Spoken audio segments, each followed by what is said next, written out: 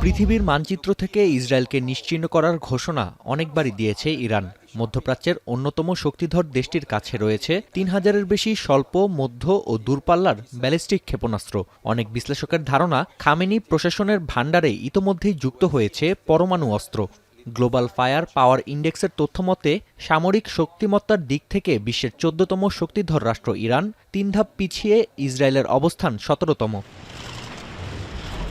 তবে পরাক্রমশালী ইরানকে নিজ দেশেই নিয়মিত ধরাশায়ী করছে ইসরায়েলের গোয়েন্দারা। এর সবশেষ সংযোজন হামাসের রাজনৈতিক শাখার প্রধান ইসমাইল হানিয়া। মঙ্গলবার সকালে গাইডেড মিসাইল হামলার মাধ্যমে তেহরানে এক সেনা বাসভবনে হত্যা করা হয় বর্ষিয়ান এই নেতাকে। ইরানের রাজধানীতে কড়া নিরাপত্তার মধ্যে ইসমাইল হানিয়ার হত্যার পর বিশ্বব্যাপী শুরু হয়েছে সমালোচনার ঝড়। ইরান কিংবা দেশটির সঙ্গে সংশ্লিষ্ট প্রভাবশালী ব্যক্তিদের হত্যায় ইসরায়েলের সফলতার পাল্লা অনেক ভারী, যার শুরু হয় ১৯৫৬ সালে গাজায় এক মিশরীয় সেনা কর্মকর্তাকে কোরআনে লুকিয়ে রাখা বোমা হামলার মাধ্যমে।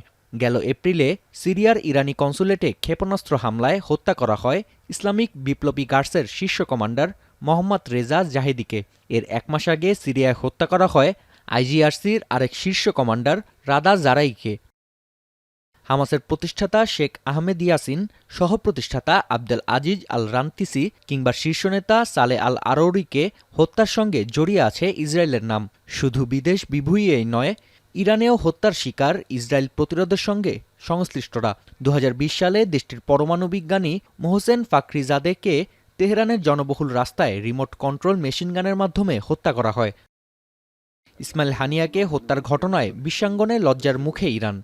বিশ্লেষকরা বলছেন, নিজ দেশের জনগণের আস্থা ফিরে পেতে শীঘ্রই ইসরায়েলে হামলা চালাবে আয়াতুল্লাহ খামেনি প্রশাসন। তবে বড় প্রশ্ন হলো, হামলার ধরন কেমন হবে, কারণ এর ওপরই নির্ভর করবে মধ্যপ্রাচ্যের ভবিষ্যৎ। নাফি আরমান মনন, এখন বিশ্ব।